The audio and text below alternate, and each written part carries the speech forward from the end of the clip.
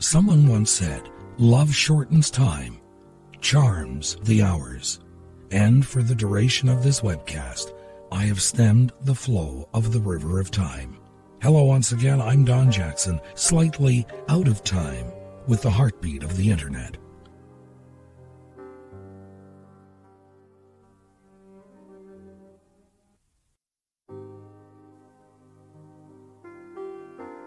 It's been said that time flows like a river, and it's a pretty good description of the way we perceive the passing moments and years.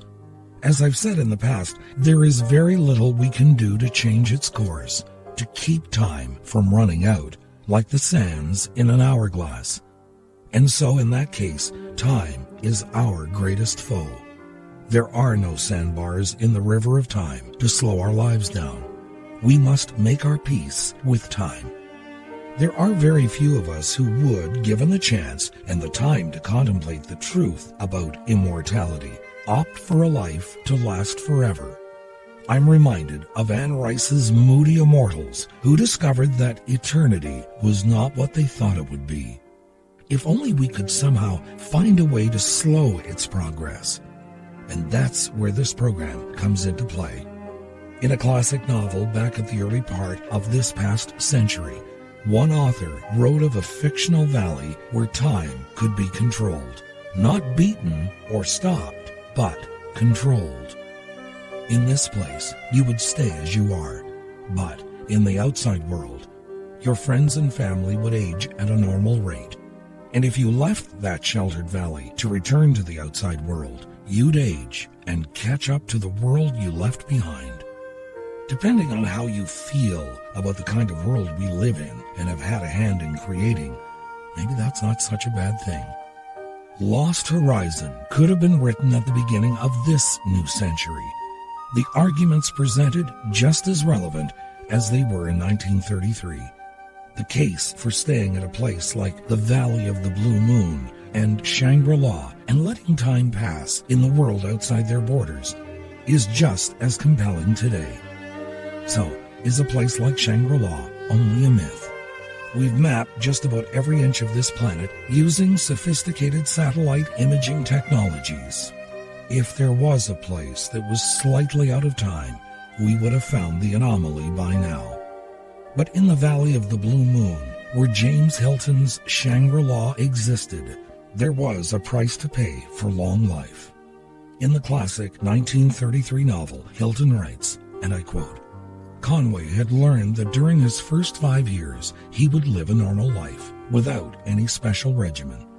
This was always done, as Chang said, to enable the body to accustom itself to the altitude and also to give time for the dispersal of mental and emotional regrets."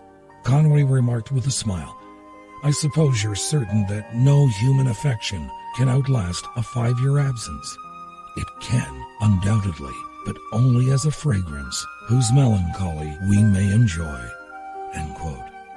Not all of us would be willing to leave family and friends behind in order that we escape the ravages of time. But that said, there are still some mysteries about time we have yet to understand. In the 1989 edition of the Friendship Book of Francis Gay was this spooky story. He writes, and I quote, "The former master of that great liner, Queen Elizabeth II, once described a strange happening. Apparently, a few years ago, she was cruising in the Pacific when one of the wireless operators picked up a message sent out over 40 years before from the liner Queen Mary. I suppose scientists can explain how this can sometimes happen, but to me, that message, coming from goodness knows where after all those years, is just another reminder that we live in a wonderful and mysterious world, about which truly wise men and women never believe they know all the answers.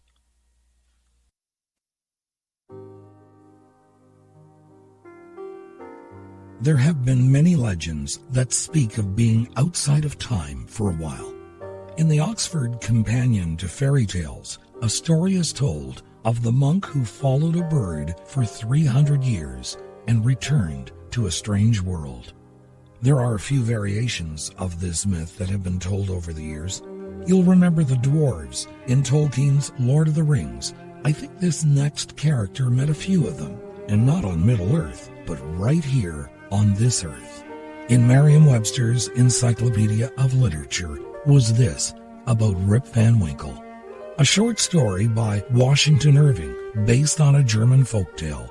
Rip Van Winkle is an amiable farmer who wanders into the Catskill Mountains, where he comes upon a group of dwarves playing ninepins. Rip accepts their offer of a drink of liquor and promptly falls asleep.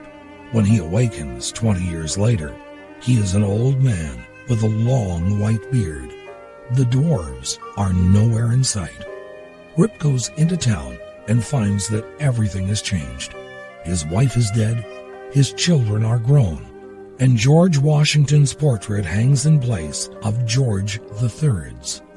He has slept through a change in his world.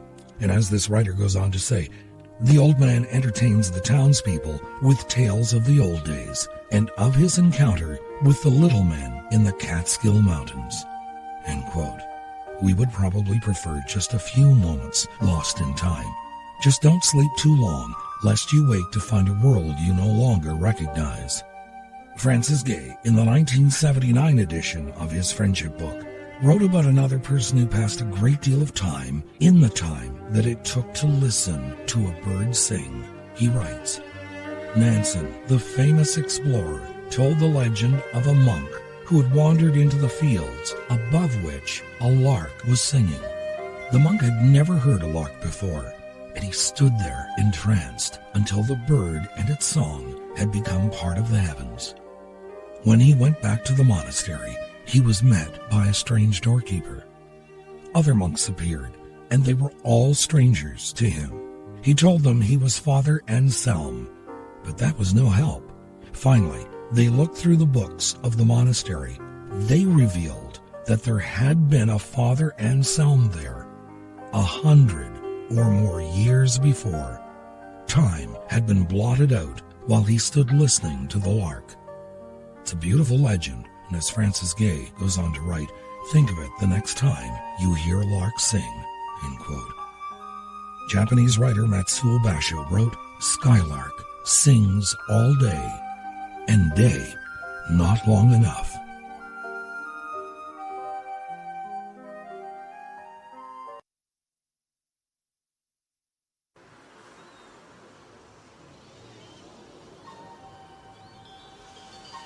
Forever is a very long time. Forever isn't long at all when I'm with you. I want to stay this way forever, if only I could promise forever. I'll always remember those lines from the first feature-length Winnie the Pooh movie in something like 20 years. It was called The Search for Christopher Robin. But do the young really understand the meaning of the passage of time?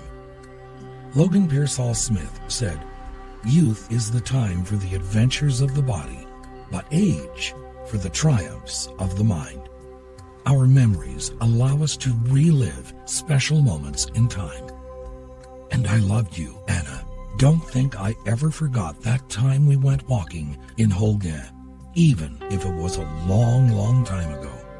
We walked so far from your parents' house, headed for the park, and whenever we passed through the shadows where no one could see us, your hand tightened around mine. We stole only a few kisses.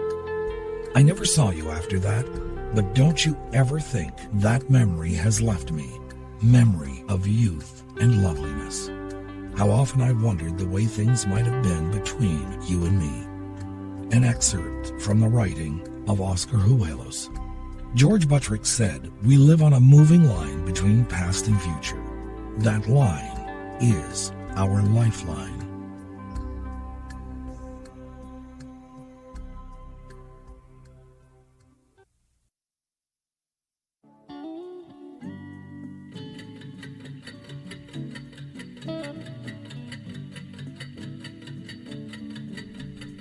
William Faulkner wrote, Time is dead, as long as it is being clicked off by little wheels. Only when the clock stops does time come to life. Which sounds longer to you? 569,400 hours or 65 years? They are exactly the same in length of time. The average person spends his first 18 years, 157,000 hours, getting an education. That leaves him or her 412,000 hours from age 18 to 65. 8 hours of every day are spent in sleeping. 8 hours in eating and recreation. So there is left 8 hours to work in each day. 1/3 of 412,000 hours is 134,000 hours. The number of hours a person has in which to work between the age of 18 and 65. Expressed in hours, it doesn't seem a very long time, does it? Now, I am not recommending that you tick off the hours that you worked. 134,000, 133,999, 133,998, etc. But I do suggest that whatever you do it with all that you have in you. If you are sleeping, sleep well. If you are playing, play well.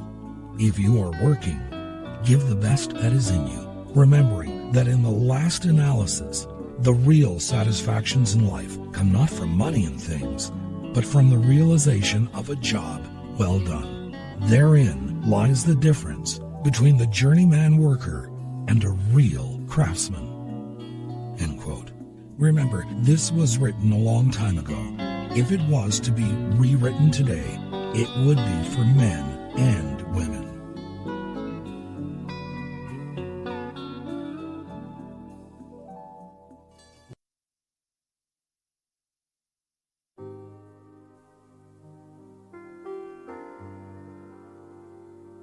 Time does seem to move slowly the closer we get to the heartbeat of the internet. I'm Don Jackson, and I hope you will recommend these webcasts to family and friends. Nenian C. McPherson wrote, "In the old McGuffrey's Reader is a story about the clock that had been running for a long, long time on the mantelpiece. One day, the clock began to think about how many times during the year ahead it would have to tick. It counted up the seconds. 31,536,000 in the year. And the old clock just got too tired and said, 'I can't do it,' and stopped right there. When somebody reminded the clock that it did not have to tick the 31,536,000 seconds all at once, but rather one by one, it began to run again. And everything was all right."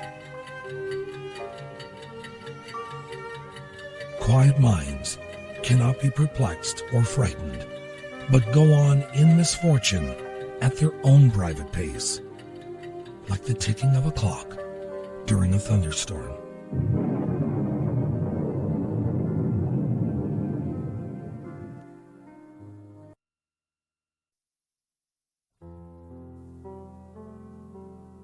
In the grand old mansions of America and Canada, when one of the family members died, sometimes the clocks were stopped and left at the time of the exact moment of death.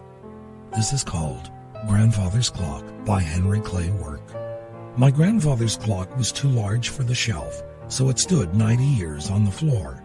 It was taller by half than the old man himself, though it weighed not a penny weight more. It was bought on the morn of the day that he was born, and was always his treasure and pride. But it stopped short, never to go again, when the old man died. 90 years without slumbering, tick, tick, tick, tick. His life seconds numbering, tick, tick, tick, tick. It stopped short, never to go again, when the old man died. In watching its pendulum swing to and fro, many hours had he spent while a boy. And in childhood and manhood, the clock seemed to know, and to share both his grief and his joy. For it struck 24 when he entered the door, with a blooming and beautiful bride. But it stopped short, never to go again, when the old man died.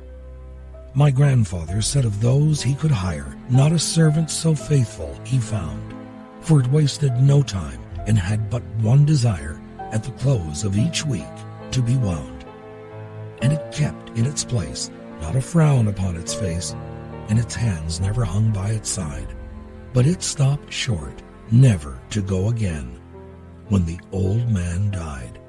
It rang an alarm in the dead of night, an alarm that for years had been dumb, and we knew that his spirit was pluming for flight, that his hour for departure had come. Still, the clock kept time with a soft and muffled chime, as we silently stood by his side.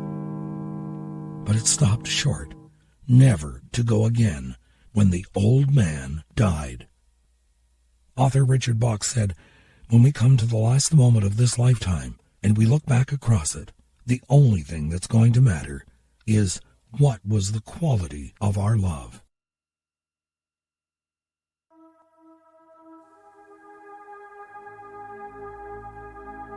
There is a way that we can slow the passage of time without even thinking about it. Some people might even say that it is a way to stop time for a few moments. It's called love. Daphne Rose Kingma, in A Garland of Love, wrote, "In life and in work, we have hours, minutes, plans, and obligations. But love stops the clock. Love is out of time." End quote. And one more thing to consider. Marcel Proust rightfully stated, "Love is space and time measured by the heart." When you need time to breathe and want the river of time to pool in an eddy, listen for the heartbeat of the internet. Have a great day and a good night filled with many sweet dreams. I'm Don Jackson.